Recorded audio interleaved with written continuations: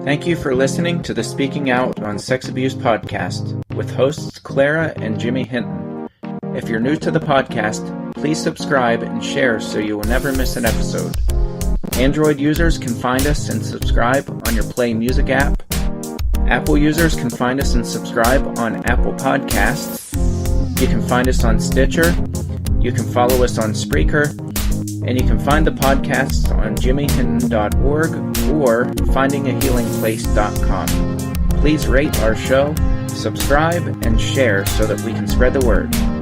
Let's get into the show. Welcome to this week's episode of the Speaking Out on Sex Abuse podcast with Jimmy Hinton and Jimmy's mom, Clara. We just wanted to sound a little more official because Mom was just telling me that in her news feed yesterday was our 1-year anniversary of doing the Speaking Out on Sex Abuse podcast. Yeah, and I think that's pretty awesome. That Jimmy. is cool. I do. Yeah, we talked last week about the level of commitment that it takes, and it just, there's no magic to it. It's just a matter of your mom disciplining you and keeping you on track. And I think it's pretty cool. This podcast has really grown over the course of a year. It far exceeded my expectations. Right. And we're thankful for all of you listeners. We have a lot of people who are faithful listeners, and you share and you spread the word, and we thank you for that. Absolutely. Okay, so this week, this is a very big week in the news. And we're just going to kind of catch you up on current events. And basically, there are two big things in the news right now. And one of those is that a group of 12 Catholic victims, survivors, are in Rome as we speak. One of those is our good friend Sean Doherty from just 20 miles up the road here in Johnstown, PA. He is there. Jim Van Sickle is there, also from the Pittsburgh, Pennsylvania area. And I don't know who the other 10 are. It's on my Facebook page, actually. I don't even know. I haven't seen a list of all the victims who went there. Sean actually sent a list there. And people can check it out. And very cool. I'm just sitting here shaking my head because, Jimmy, just a year ago, you and I would not have imagined this happening. And we talked about that a little bit prior to this podcast, how much things have grown and the progress that is being made on behalf of survivors of abuse is awesome. This past year, I think, has been one of the most earth-shattering years. And major ups and downs, but mostly ups, mostly victories for survivors of abuse across the globe. Absolutely. And it is across the globe. Yeah. This is huge. What's happening. I think if I could sum up in one sentence what's happened in the past year, it's that survivors have turned the tables by their persistence, by speaking their truth, and they're forcing churches and institutions to duck and cover and change their policies. And that is a huge win. That's a huge win. Yeah, it is. It really is. And survivors, your voice matters. You are being heard. And absolutely. That is so awesome. Yeah. It really is. Yeah, I know it's really frustrating. And there are so many advocates. So many of you have been out there for years and years and years, just chipping away. And I know, I'm going to miss hundreds of you by naming a few names here. So I'm certainly not overlooking the people who I'm aware of. But I think of, Krista Brown. You've been at it for just so long. Megan Cox, you've been at it for years and years. You've been very vocal. You've been warning lots of people about abuse and abuse cover-ups. You have just so many so many. There's just tons of advocates who've been doing it for years and years and years. And you have done it in the shadows. Nobody's been, you haven't been allowed to be in the forefront. And now it's happening. Now it's like the curtain has been pulled back and the spotlight is on, and it's happening. Voices matter. It just keeps echoing in my mind. Voices matter. Voices matter. Survivors matter.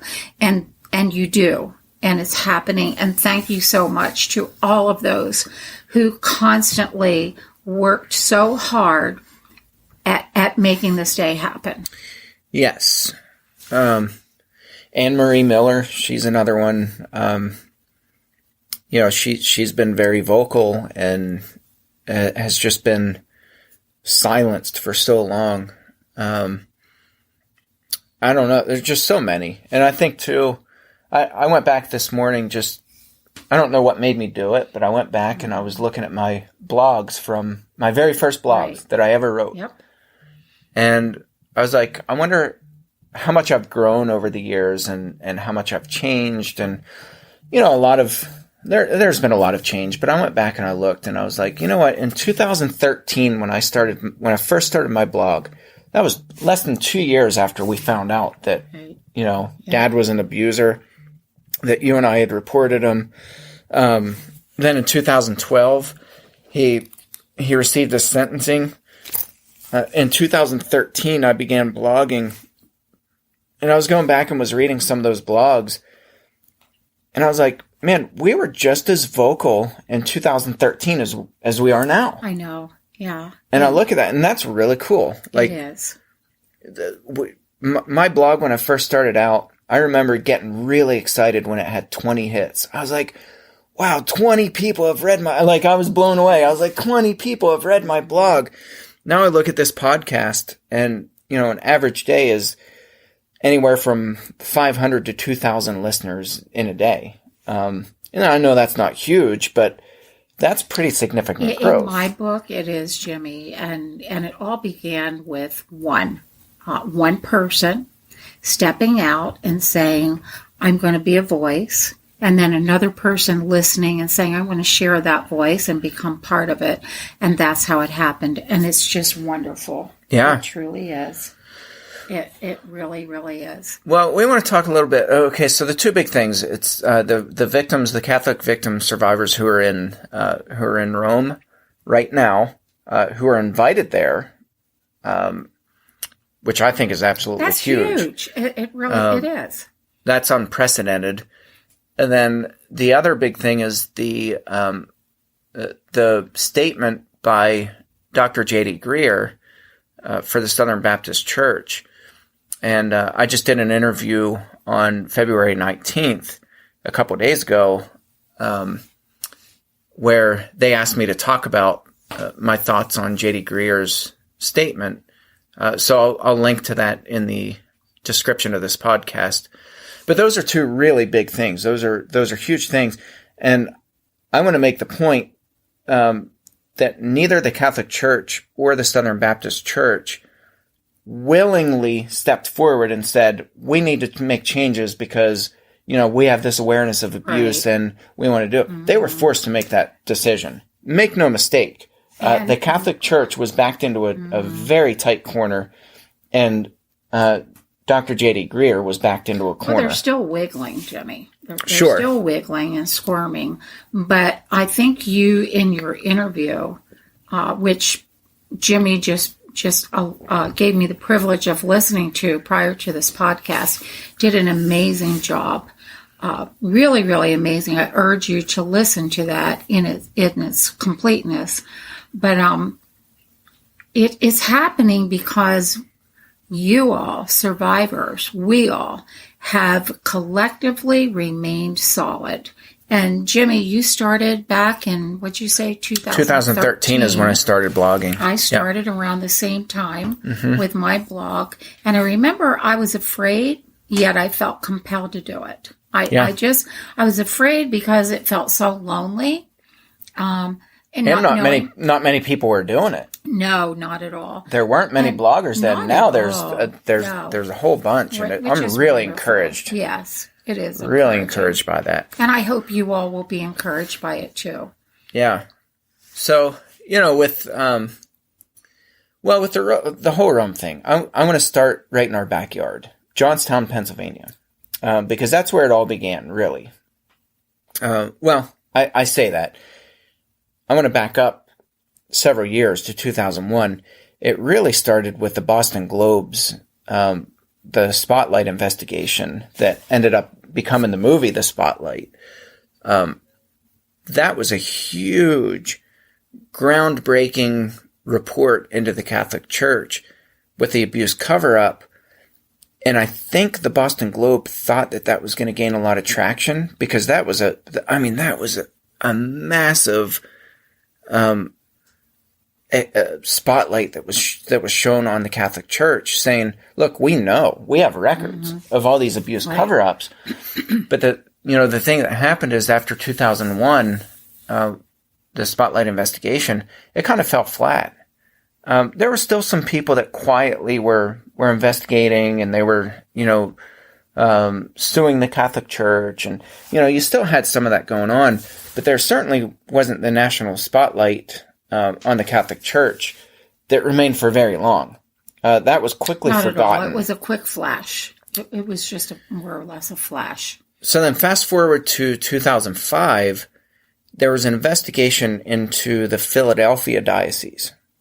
And my good friend Boz Chividjian always says, if there's anything really bizarre or really big that's going to happen with sexual abuse, it's going to happen in Pennsylvania. He's like, there's something about Pennsylvania. Right. And think about it. We have Jerry Sandusky. We have Bill Cosby. Yeah. We have my dad, your ex-husband. We have the Catholic Church, the Pennsylvania grand jury investigation into the Catholic Church. Pennsylvania is like a hotbed for abuse. It is. It really is. So in 2005, the Philadelphia diocese was investigated by the grand jury, and they dropped a bombshell report. It was big news for probably a few weeks, and then same thing, it fell flat. In 2000, I think it was 15, Sean told me. You can go back. I actually interviewed Sean Doherty. I want to say it was episode 34. You can go back and search, but I interviewed Sean, who's now in Rome. Sean is from Johnstown, Pennsylvania, just 20 miles up the road from here in Somerset. Literally. Yeah. He is our neighbor. So growing up, I knew the Doherty name because the Doherty, they're a big family. They're really well known. It's a small community. So I had heard the Doherty name all over the place. So Sean Doherty, I think it was in 2015, he had reported to District Attorney Kelly Callahan in Johnstown. He had reported the abuse, and he was friends with Kelly, and because of a conflict of interest, she couldn't investigate it. So, and Sean had told nobody prior to this, which I think is really incredible. It is. Sean got his courage up. He reported it. He reported his abuser from when he was a kid. DA Callahan handed that over to the Attorney General's office, and they investigated it and did this bombshell report on the Altoona Johnstown Diocese. And they discovered that they had literally had a secret vault in the churches where they kept these records under lock and key, and they knowingly passed pedophile priests from parish to parish. So that report is what sparked the Pennsylvania grand jury report that was released back in August of 2018, just a few months ago. Because what happened was all these people were calling in, victims were calling in from all over the state of Pennsylvania, saying, that's great about the Altoona Johnstown Diocese, but what about us?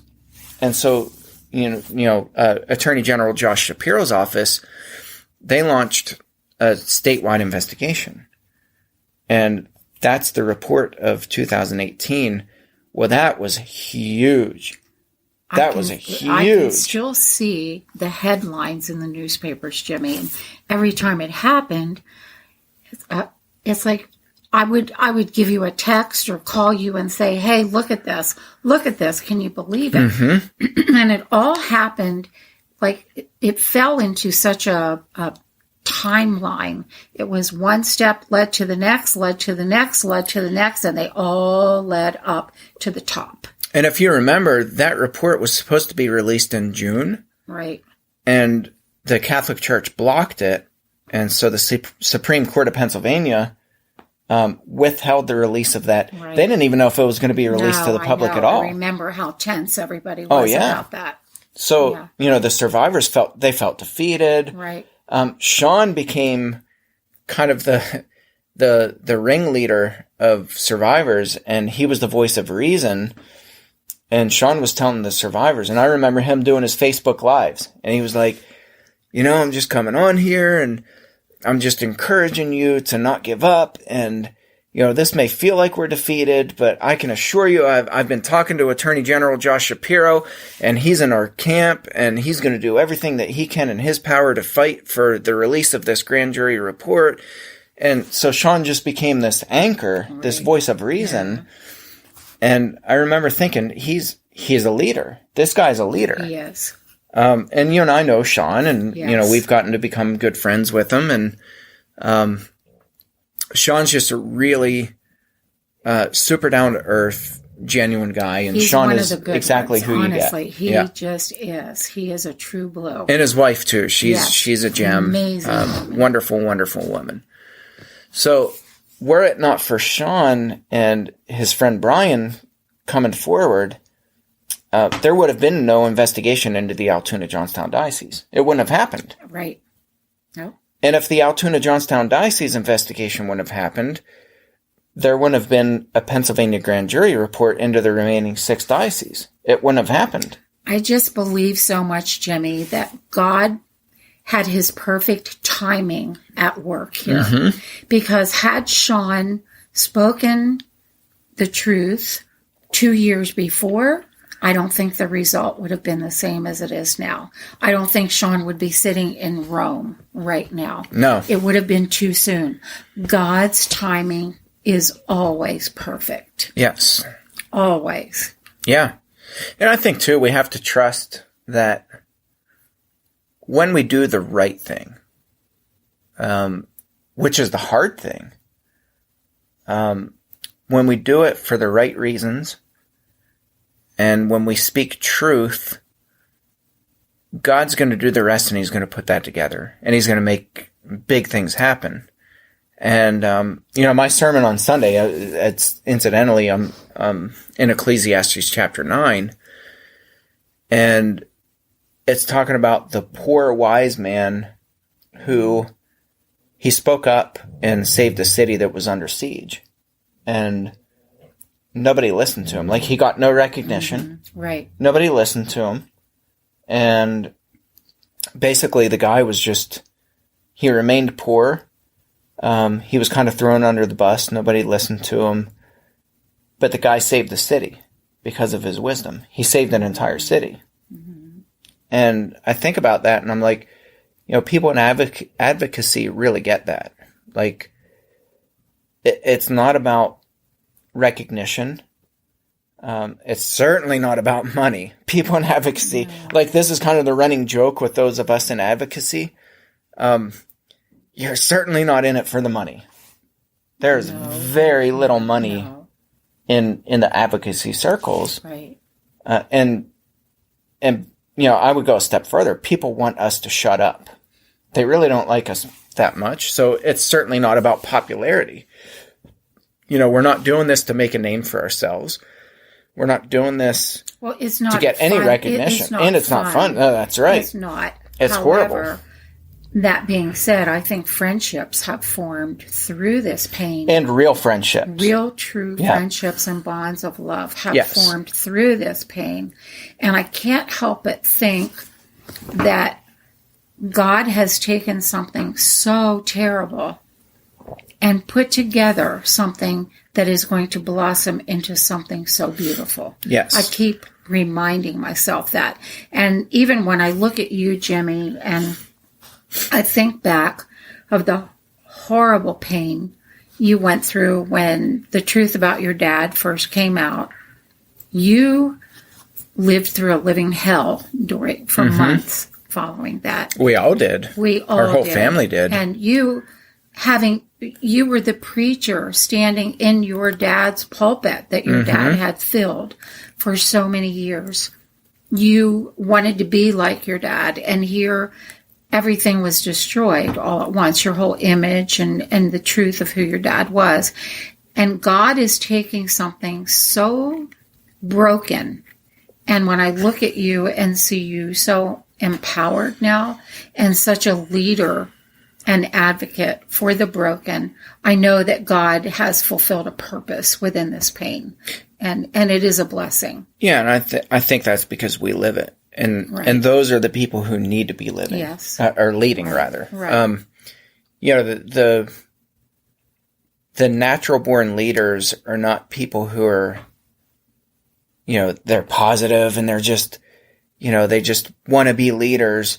The natural born leaders are people who've lived a life of hell. They've been broken. Yeah. They understand brokenness. Right. And they know how to walk other people through brokenness. And I think that's one of the really powerful things that we see going on in the realm of advocacy. And I'm so encouraged by the amount of advocates who are stepping up to the plate. And we're just seeing a lot of incredible people who they're not in it for any recognition at all. We have an army. Yeah, absolutely. We have people who are enlisting in the army.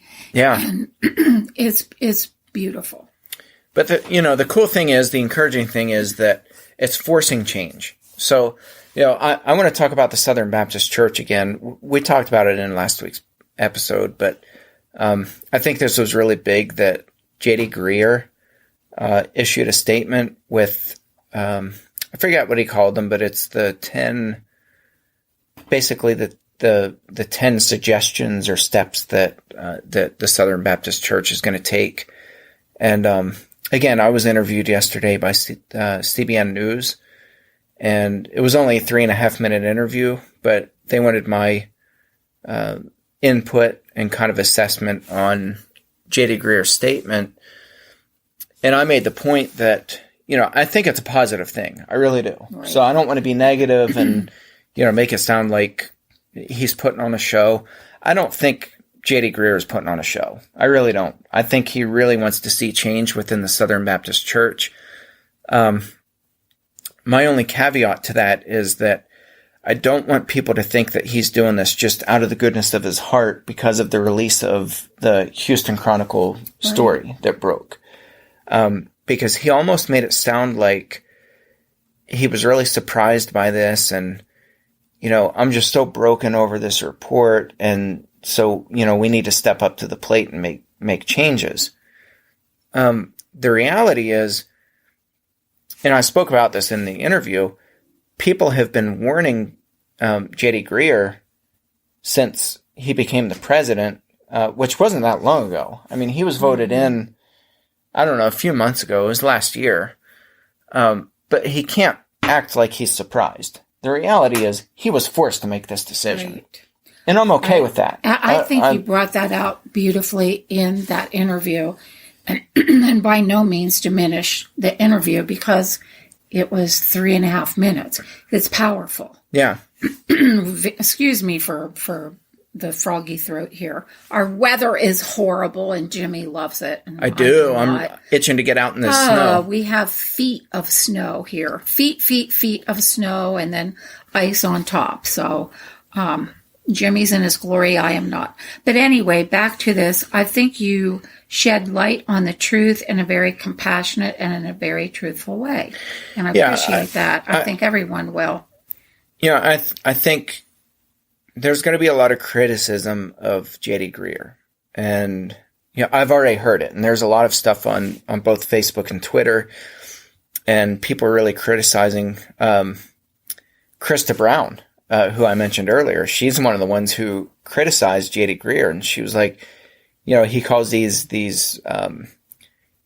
deep steps or whatever, and she's like, these are things that the SBC should already be doing, and these are just like the bare bones. I think she called it the bare bones things that the SBC ought to be doing already. I agree with her, and I don't think that's an unfair criticism. Krista Brown has been warning the SBC for years. She wrote a book about it. I just read her book again. She wrote a phenomenal book on her abuse and, you know, the cover up and you know, and so I'm going to make the point that J.D. Greear shouldn't shut down or be surprised at the criticism. He ought to be willing to take the criticism and say, okay, a lot of this criticism is justified, but what we need to do is still continue forward, and you know, we're going to make changes. I wish he was a little more honest and would say that these changes were forced, instead of acting surprised at the Houston Chronicle article that came out. But that's neither here nor there. The point is, survivors, you guys hold this power. Right. Whether you know it or not, you are the ones who are forcing this change by speaking up. You're forcing this change in the churches, and that's huge. We're calling this the tidal wave that it just is. Yeah. won't stop. No, it just it's keeps not going anywhere. Nope. And that's bigger right. and bigger. And that wave it just continues to grow more powerful, and it's awesome. Yeah. So, I mean, I'll kind of wrap up with this. I get a lot of emails from survivors who, you know, I think rightfully so, they're just really discouraged, and they're saying, I've been speaking up for years, and, you know, my abuse is being covered up. Nobody's listening. I feel like giving up. I feel like throwing in the towel. My message is always this. Don't give up, and don't view your abuse being covered up as a defeat. The reality is there's a bigger picture that's going on. Mm-hmm. And if we're able to zoom out a little bit and get like the view from 30,000 feet, if we can step back from our own sorrow and our own grief and our own disappointments and our own struggles and our own insecurities and all those things, if we can get a bird's eye view of what's going on, there's like an atomic bomb that just got dropped on the earth. I love that example. It's Jimmy, huge. Of stepping back from our own personal pain and looking down at what is happening. Think of Rome. Pretend you're up in the sky and you're looking down right now at what all is happening there. It's massive change is going to And it's unprecedented changes. And yes. This has never happened before in the history of the church. And it's because those of you, those of us, I'll include Jimmy and myself in this, my daughter Alex, those of us who have suffered in some way under the nasty hand of abuse, have persisted, have kept on, have spoken up, have done something to join in on this voice that is now this big wave that's happening. So hang in there, hang tough and hang in there. And keep speaking your truth. I know we say that a lot, but that's not a cliche. I mean, we really mean that. And I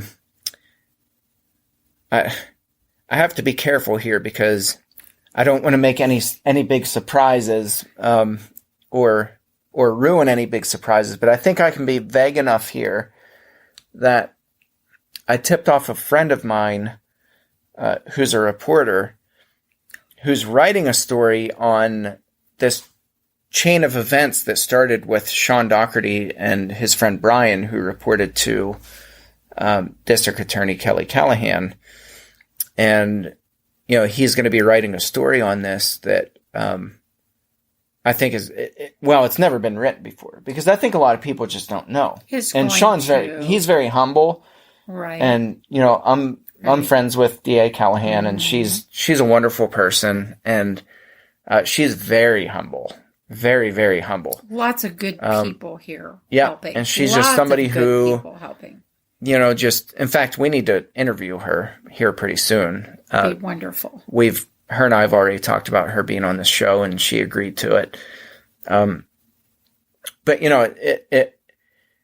that's not just a cliche to speak your truth. That's not a cliche.